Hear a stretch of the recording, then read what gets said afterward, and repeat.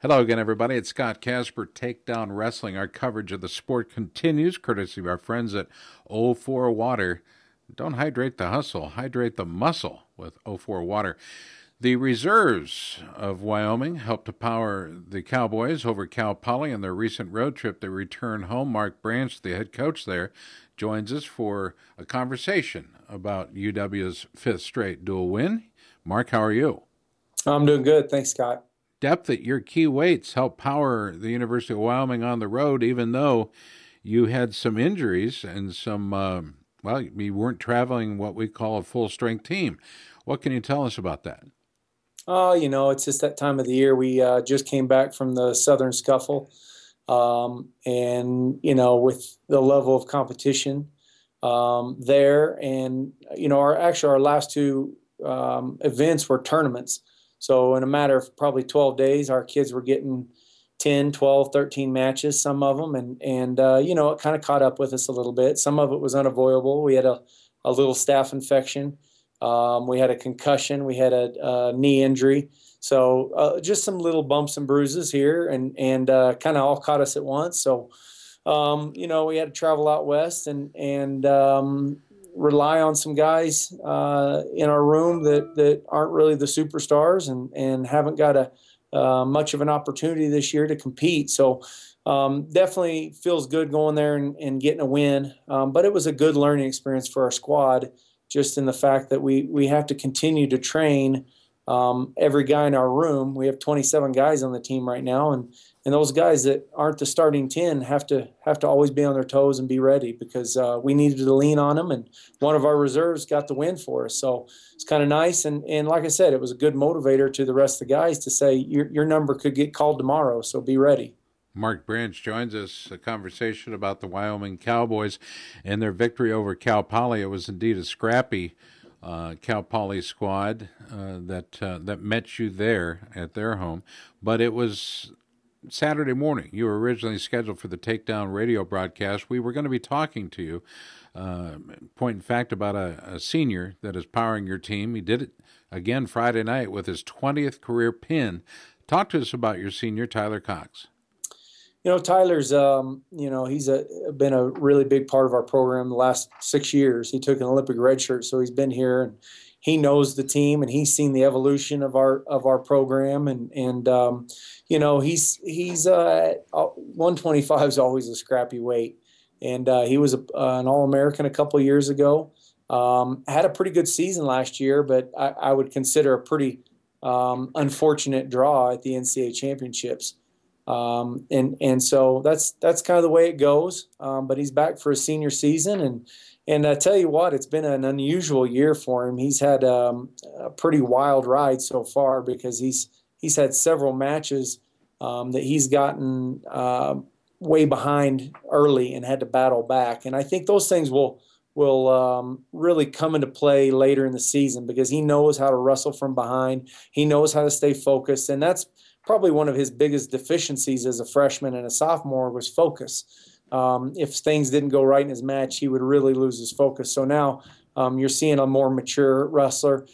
He's still at a very competitive weight, but I think he can go out there and compete with anybody, and I just want to keep him on fire and not get discouraged because, I think he's such a competitive person. He wants to win every match, and you're not going to win every match. And so you can't just throw your hands in the air and think that things are going downhill. He's in the mix with those guys, the best of them, and I think he can wrestle with the best guys there. So we got 2 months to just stay focused, and he needs to be thinking about doing great things down the stretch. He's a bundle of muscles, as senior Tyler Cox. Again, 20th career pin. Nice job there. 3 minutes, 55 seconds of wrestling is what it took to stick Isaac Blackburn. Sophomore Drew Templeton followed that up with a 20-7 major decision at 133, giving you guys a 10-0 lead. That was a nice 1-2 punch. Yeah, they came out really aggressive, and we talked about that after the Southern Scuffle.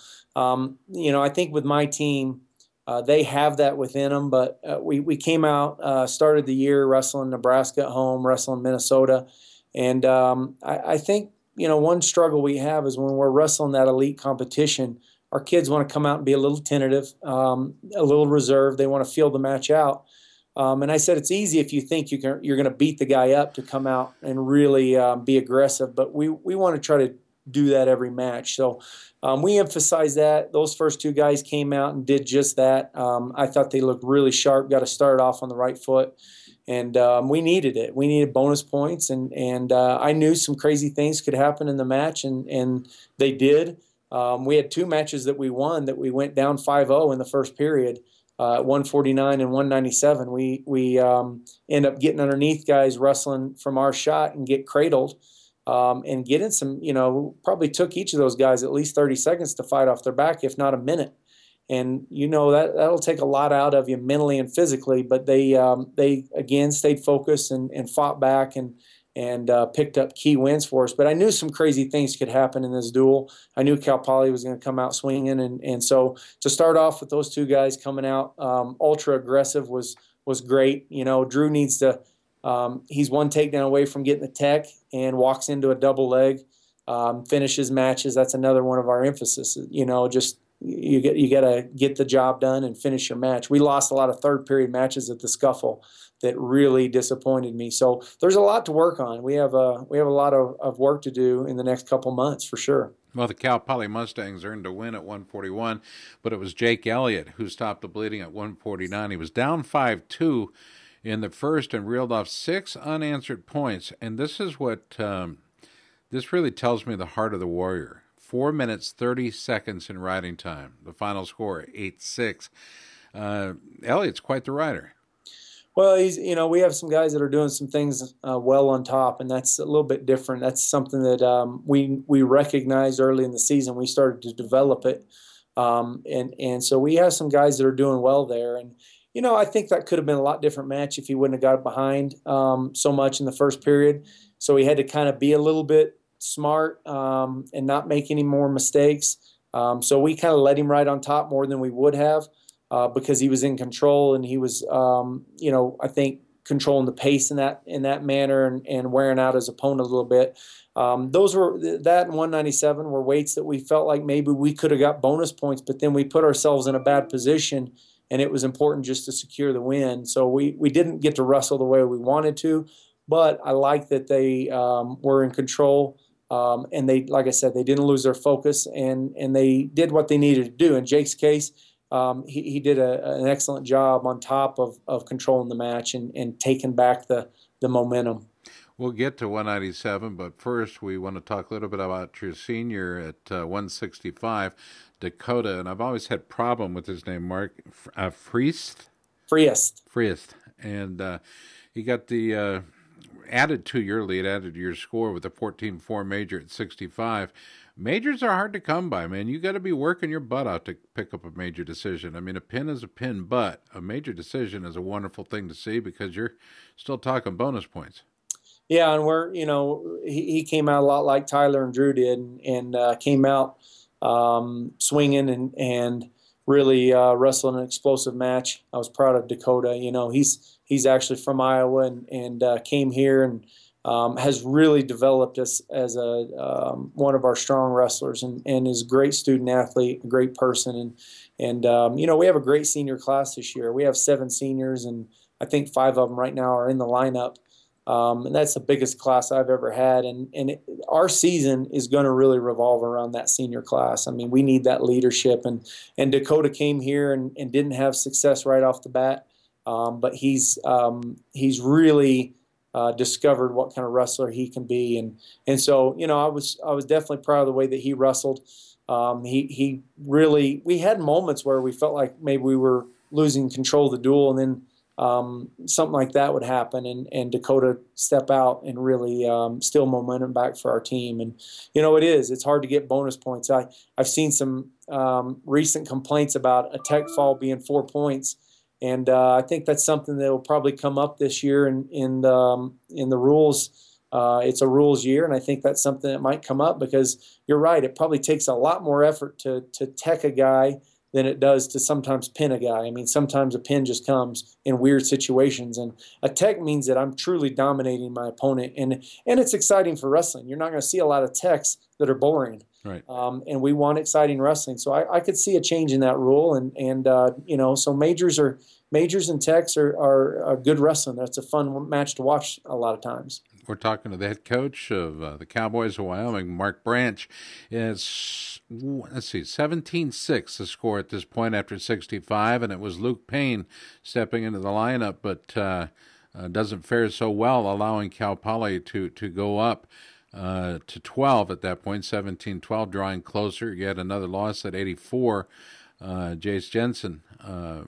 That allows them to draw within 2. Perhaps that's what you're talking about when you said things were a little screwy there, and perhaps things were getting away from you. But at 97, things picked back up, and this is where everything starts to it starts to matter. It truly does, and we look at what Cal Poly's doing. Nice job there with 3 wins, 74, 84, 97. But then Leyland Pfeiffer, what a job he did. For you guys picking up that much-needed victory there for you guys at heavyweight. Talk to us about your decision to wrestle Leyland. Well, at 74, 84, those were 2 of our backups, and Luke came out, actually wrestled pretty well, was competing well with a very good wrestler, and got in underneath a guy. We gave up 3 of these positions, 3 cradles off of our shot. Right. Got underneath on a shot, dropped his head, got cradled, got pinned. And then Jace came out. We actually bumped Jace up a weight. He's a 74-pounder. We bumped him up to wrestle a good wrestler at 84, who the next day beat a All-American. So Jace had his hands full and was right there till the end. So he battled hard for us, but we knew we were going in a little bit limping at those 2 weights. And that's, like I said, we could talk to those guys about, do they train every day to be the starter? Right. And, Luke came off of a knee surgery in mid-year. And he hadn't had a lot of time back on the mat, but we don't want to use those things as excuses. We want our kids training as if they might wrestle tomorrow. And so, like I said, it was a good wake-up call for a lot of our team. And then Shane Woods comes out, does the same thing, shoots in, gets cradled, fights off his back, and down 5-0, and has the battle back. And that was another one that we thought we could get bonus. But now all of a sudden we're just happy to get the win, because that left it into Leland's hands, and that's the turning point. That was the lesson I think we all learned, is Leland does train like a starter. He does train like he's going to wrestle every day. One of the hardest working kids I've coached in my life, and he's just an outstanding kid. But he comes into practice motivated, like he is wrestling for the NCAA championships every day. So in that situation, you're sticking a guy out there who only had 3 wins on the year. I think he was 3-7 going into the match. And pulls off an upset and seals the tournament. Right. When in fact, all we needed him to do was not get pinned. But we don't tell Leland that. We tell him to go out there and compete, because, in all honesty, Leland, that's the way he is. He's going to go out and try to win. So he's a great kid, another one of our seniors that will be truly missed, and a great example to the foundation of our program and what we expect out of all of our teammates. I don't want to finish with Leland. I didn't mean to skip over Shane Woods and his victory at 97, but I wanted to go back to Shane if I could, because he is a ranked wrestler for you. He is either ranked 19th, 17th, or 13th, depending on what you're looking at, which ranking you're looking at. How good is Shane Woods, and how good can he be? Well, I think Shane has shown that he can. I truly think he can be a threat to be an All-American this year. He's wrestled with some All-Americans. He's beat some All-Americans. He's become really consistent this year. I think he's benefited a lot from wrestling out, working out with Clayton Foster all summer.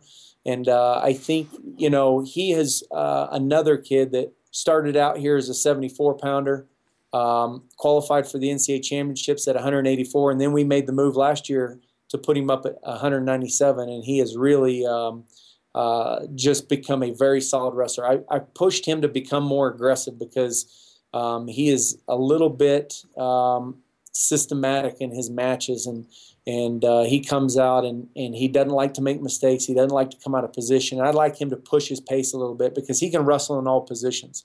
I think the key for him to upsetting those guys that are going to be All-Americans, to having a good NCAA tournament, I think the key is going to be for him to come out and punch those guys in the face, and not literally, but come out and strike them, and make them question, make them doubt themselves a little bit, and then continue putting the pressure on. If he comes out and tries to wrestle conservative, He'll wrestle close matches, and that's not what we want. We don't want him having close losses. That doesn't do any good in the end. As a wrestler and a coach, you've always been one to push the, hey, I want them to wrestle my match. I don't want to wrestle theirs. Absolutely. And it's absolutely evident. Love watching you guys wrestle. Win or lose, man, they're going to give their best. Shane Woods, by the way, that bout, 10-8, the final score, still contributing to Wyoming's total point score at that point, 20-15. It ends up 23-15, the final score. Wyoming with an important road victory, and that was the first was it neutral site you guys have been at in the previous 3 duels away from Laramie. So it's not necessarily a friendly place to be, but you've never shied away from competition, Mark Branch. No, we've got an entire, just a packed, tough schedule behind us and ahead of us. The weird thing about Cal Poly is, and I've seen this before, is they shut all the lights off in the arena. They have a big spotlight on a lamp, and if kids aren't used to wrestling in that, it can throw them off a little bit. So not only that, but Cal Poly is a beautiful place to be. We did a beach workout in the morning.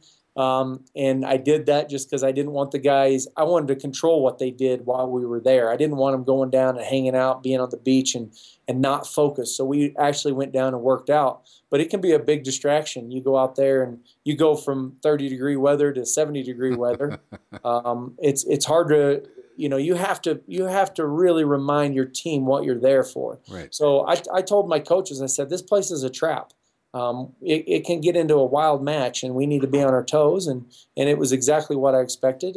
Great fight from Cal Poly, and we were on the road for our first true road match. So it was good. I feel good coming out with a victory. I don't feel great about how we wrestled, but I knew that there were going to be some obstacles for us and a little adversity for us. So I was proud of the way that we went in and got a win, and now we got to.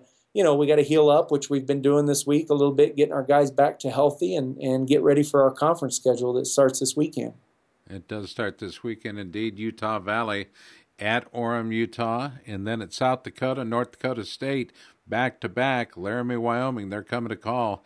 And South Dakota State, of course, coached by Chris Bono. North Dakota State, Ryder Kish. Two well and developing teams are very dangerous, both of them.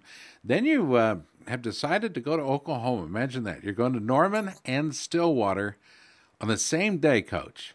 Yeah, that's part of our extremely challenging schedule. And a lot of these things aren't the way that I like them, but when you want great competition, you gotta kind of concede some things, and we're going to wrestle them both on the same day, which is, some people might think suicide, but I think those things are all things that can make us a tougher team and make us a better prepared team in the end. So, we accept it. We're going to go there and wrestle our best and get the most out of it. But I like that we have the Oklahoma States, Minnesotas, Nebraskas, Oregon State, Boise State. We wrestle at the Northeast duels. Got to hit some good teams from the East. We wrestle at the Scuffle. So we're trying to put ourselves in situations that will prepare us for the NCAA championships, and that's what it's always been about here. And I don't feel like shying away from it, even though it's a lot like there's a lot of psychology that goes into it, because we got to keep our kids focused and thinking positive, because we got to realize it's all for the best and it's making them better. Sometimes they lose some confidence, and you got to try to figure out a way to build them back up. Mark Branch, always good to talk to you. By the way, predictions, Oklahoma. I see you guys winning that one. Oklahoma State, I see 5-5 on paper. Not sure how it's going to wrestle out, but Stillwater's place, 6:30, how you end your Oklahoma trip. And then it's back to back to Laramie for Oregon State. Boise State's up next, Northern Colorado. How do you see yourself in the conference? Well, we're right there. I like, just like you said, South Dakota State, North Dakota State, they're continuing to get better. They've got tough teams this year.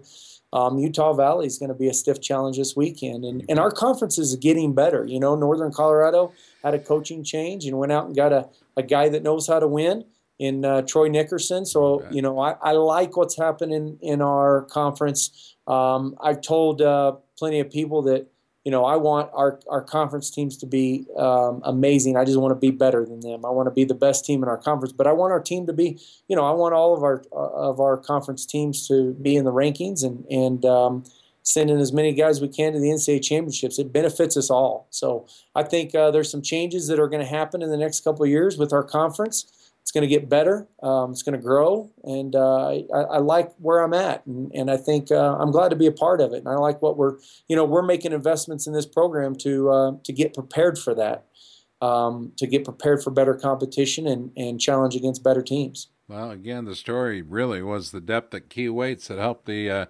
University of Wyoming best Cal Poly 23-15. Our guest today in our 04 Water in Focus interview has been Mark Branch. Mark, it's always good to talk to you. I appreciate you making the time in your schedule to do this interview with us. We'll put that up on the Takedown site, and most likely some of this will appear on the television show as well. But I hope you enjoy the conversation as much as I do. It's one of the best back and forths I do. I always look forward to our conversations. Me too, Scott. Thanks a lot. Thank you. For all of us at Takedown, I'm Scott Casper. You can follow the Wyoming Cowboys online, by the way, at gowyo.com. That's GOWYO.com. And make sure you click on wrestling. Like it. You can follow them on Facebook and Twitter and be involved in the success of the Wyoming program. Be a part of the Cowboys' future.